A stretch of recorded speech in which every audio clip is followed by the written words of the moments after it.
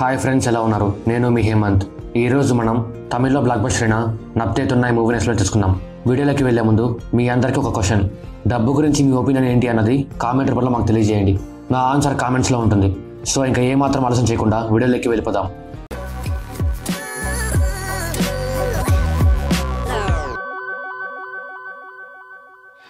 పాండిచ్చేరిలో ఉన్న కిలింజిమేడిలో అరంగనాథన్ అనే ఒక స్పోర్ట్స్ అకాడమీ ఉంటుంది. దానికి 64 సంవత్సరాల చరిత్ర ఉంటుంది. కిలింజిమేడి చుట్టుపక్కలంతా నదులు, సముద్రాలు ఉంటాయి. అంతేకాకుండా పంటలు బాగా పండిస్తారు.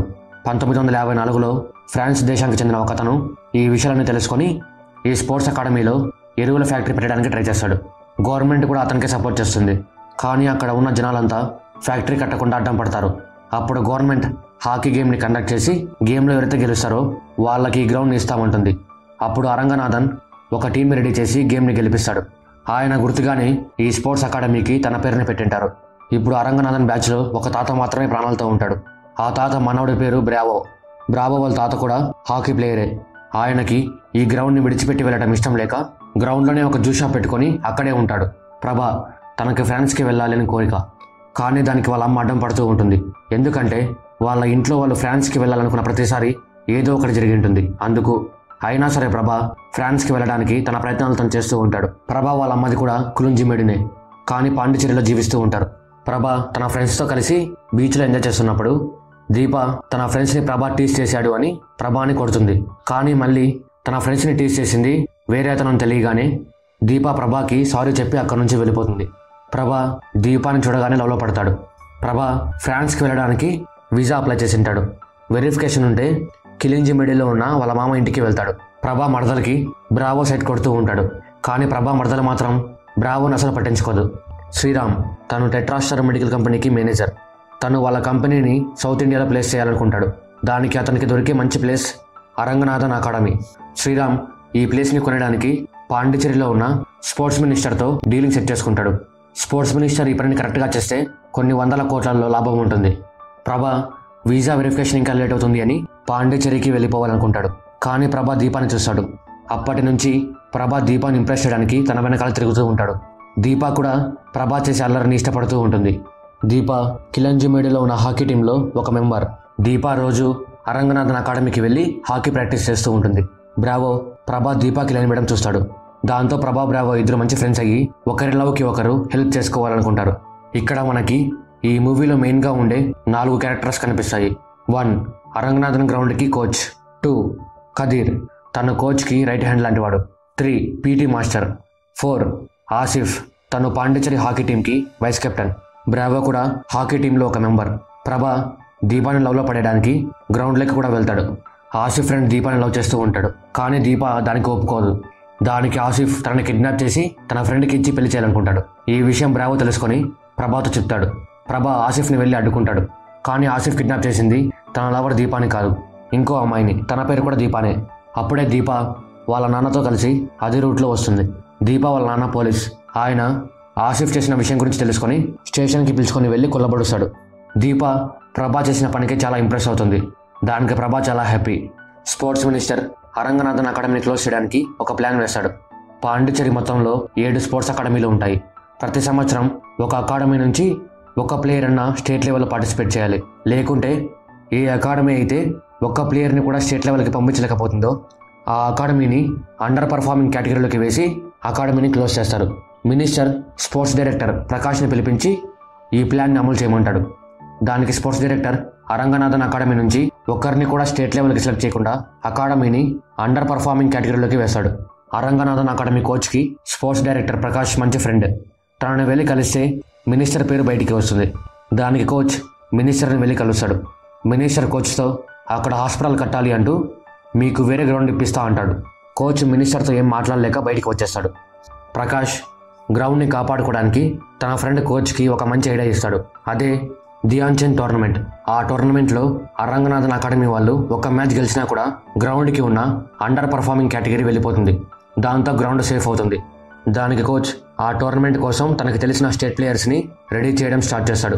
గర్ల్స్కి ఇంకో టోర్నమెంట్ ఉంటే ఆ ప్లేయర్స్ని సెలెక్ట్ చేయమని కోచ్ ఆసిఫ్తో చెప్తాడు. ఆసిఫ్ దీప వాళ్ళ నాన్న మీద ఉన్న కోపాన్ని దీపా మీద చూపించి దీపాని గేమ్ నుంచి ఎలిమినేట్ చేస్తాడు. దీప ఈ టోర్నమెంట్లో నేను సెలెక్ట్ అయితే నీకు ఐ లవ్ యూ చెప్తా అని ప్రభాతో చెప్పింటుంది. కానీ తనని గేమ్ నుంచి తీసేశారని తెలుసుకొని ప్రభా ఆసిఫ్తో వెళ్ళి మాట్లాడతాడు. దానికి ఆసిఫ్, నువ్వు దీపా కలిసి నా గ్రూప్ని ఓడించి ఒక గోల్ వేస్తే దీపాని టీంలో జాయిన్ చేసుకుంటా అంటాడు. దానికి ప్రభా ఆసిఫ్ టీంలో ఉన్న అందరినీ ఓడించి గోల్ వేస్తాడు. ప్రభా ఆట తీరు చూసి దీపా షాక్లో ఉండిపోతుంది. ప్రభా ఆట చూసి గ్రౌండ్లో ఉన్న అందరూ తన ఫ్యాన్స్ అయిపోతారు.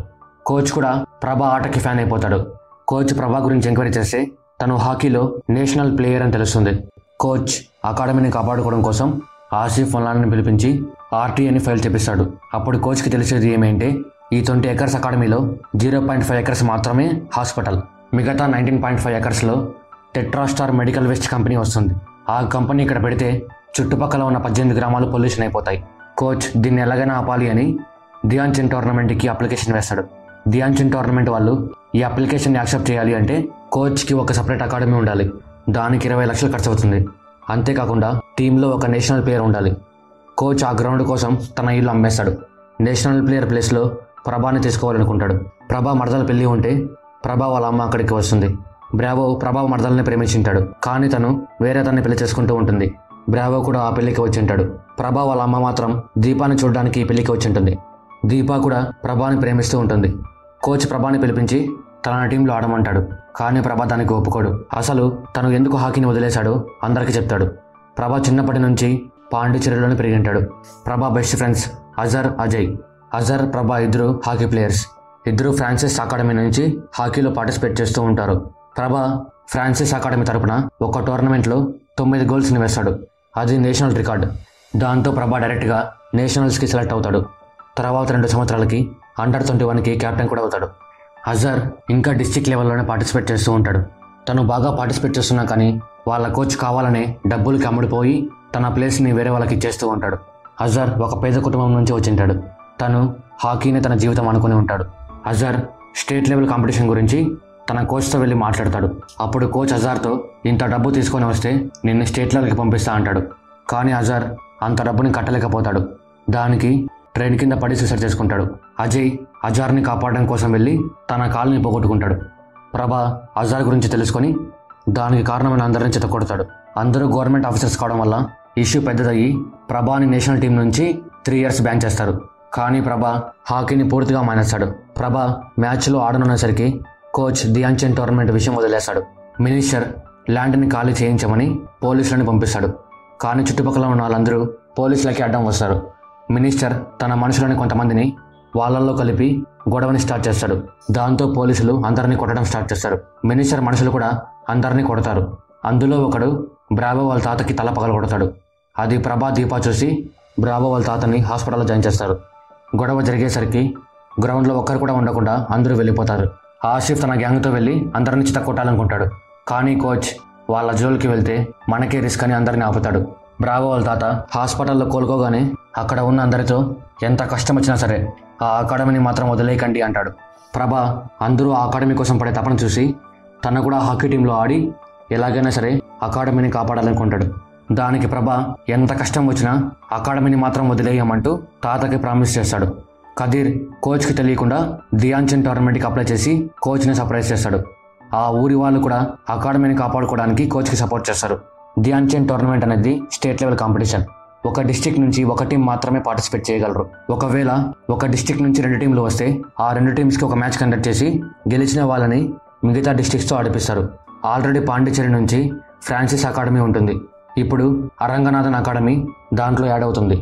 ధ్యాన్ చంద్ టోర్నమెంట్లో ఫస్ట్ మ్యాచ్ అరంగనాథన్ అలాగే ఫ్రాన్సిస్ అకాడమీలకే ఉంటుంది. ఆ మ్యాచ్ ఎవరైతే గెలుస్తారో వాళ్ళు పాండిచేరిలో నెంబర్ 1 టీం. ఆ మ్యాచ్లో అరంగనాథన్ టీం గెలిస్తే వాళ్ళ అకాడమీని ఎవరు టచ్ చేయడానికి కూడా ఉండదు. మినిస్టర్ ధ్యాన్ చంద్ టోర్నమెంట్లో అరంగనాథన్ టీంని సెలెక్ట్ కాకుండా చేయాలనుకుంటాడు. కానీ అది వీలు కాదు. మినిస్టర్ ఫ్రాన్సిస్ అకాడమీతో కలిసిపోయి 5 మంది నేషనల్ ప్లేయర్స్ని వాళ్ళ టీంలో యాడ్ చేస్తాడు. ప్రభా కూడా వాళ్ళ టీంకి బాగానే ట్రైనింగ్ ఇస్తాడు. అలాగే పీటీ మాస్టర్ హాకీ బాగా ఆడుతూ ఉంటే తనను కూడా వాళ్ళ టీంలో యాడ్ చేసుకుంటాడు. మ్యాచ్ స్టార్ట్ అవుతుంది. ప్రభా వాళ్ళ అమ్మ కూడా నా కొడుకు మళ్ళీ హాకీ ఆడుతున్నాడు అని మ్యాచ్కి వచ్చింటుంది. ప్రభా ఫ్రెండ్ అజయ్ కూడా అక్కడికి వచ్చింటాడు. అక్కడికి మినిస్టర్ అలాగే టెట్రాస్టర్ కంపెనీ వాళ్ళు కూడా వచ్చింటారు. మ్యాచ్ ఫస్ట్ 20 నిమిషాల్లో స్కోర్ 0-0గా ఉంటుంది. 27 నిమిషాలకి 2 టీంలకి ఒక్కొక్క పాయింట్ వస్తుంది. ఆ తర్వాత ఫ్రాన్సిస్ అకాడమీ వాళ్ళు మోసం ఆడతారు. ఫ్రాన్సిస్ టీం కెప్టెన్ ప్రభా కాలుకి హాకీ స్టిక్తో కొడతాడు. దాంతో ప్రభా మ్యాచ్ ఆడలేకపోతాడు. మినిస్టర్ రెఫరీని కొనేసి ఉంటాడు. అందుకు రెఫరీ ఫ్రాన్సిస్ టీంకి సపోర్ట్గా ఉంటాడు. మ్యాచ్ సగం అయ్యేసరికి ఫ్రాన్సిస్ టీంకి 3 పాయింట్లు, అరంగనాథన్ టీంకి 1 పాయింట్ ఉంటుంది. సెకండ్ హాఫ్లో కోచ్ పీటీ మాస్టర్ని బరిలోకి దింపుతాడు. ప్రభా కూడా దెబ్బ తగిలినా కూడా అలానే మ్యాచ్ ఆడడానికి వస్తాడు. ఫ్రాన్సిస్ టీం వాళ్ళు మళ్ళీ ప్రభాని అటాక్ చేయడానికి ట్రై చేస్తారు. పీటీ మాస్టర్ వాళ్ళని స్మాష్ చేసి ప్రభాని కాపాడుతాడు. ఇంకా 1 నిమిషం మాత్రమే ఉంటుంది. 2 టీమ్స్కి 3 పాయింట్లు ఉంటాయి. లాస్ట్ 1 నిమిషంలో ప్రభా 1 గోల్ వేసి టీంని గెలిపిస్తాడు. అది చూసి అందరూ చాలా హ్యాపీగా ఫీల్ అవుతారు. అరంగనాథన్ టీం గెలిచిన తర్వాత మినిస్టర్ కూడా ప్రభా వాళ్ళకి సపోర్ట్ చేస్తాడు. అయినా కూడా మినిస్టర్ ఈ ఫ్రాడ్ పని చేసినందుకు మినిస్టర్ పదవి నుంచి తప్పిస్తారు. మ్యాచ్ గెలిచిన తర్వాత అందరూ అకాడమీకి వచ్చేస్తారు. అలా మూవీ ఎండ్ అవుతుంది. మీరు కూడా ఈ మూవీ చూడాలనుకుంటే సన్ నెక్స్ట్లో అవైలబుల్గా ఉంది. ఏ మాత్రం ఆలస్యం చేయకుండా వెళ్ళి చూసేయండి. మూవీ లింక్ కావాలంటే కామెంట్స్లో ఉంటుంది. సో ఇది ఫ్రెండ్స్, నత్తేతున్న ఈ మూవీ గురించి స్టోరీ మీకు బాగా అర్థమైంది అనుకుంటున్నాను. అలాగే వీడియోని లైక్ చేయండి, మీ ఫ్రెండ్స్ అండ్ ఫ్యామిలీతో షేర్ చేయండి, సబ్స్క్రైబ్ చేయడం మాత్రం మర్చిపోకండి. Thank you. ఈ లైక్ కూడా ఒక 4గురికి షేర్ చేయండి. ఆ 4గురు ఇంకో 4గురికి షేర్ చేయండి. మీ అసంటోళ్ళు తాకితేనే మాకు భాగ్యం సాబ్. ఒక్కటిచ్చుకోండి సాబ్, తప్పదు సాబ్, ఒక్కటిచ్చుకోండి సాబ్, తప్పదు సాబ్.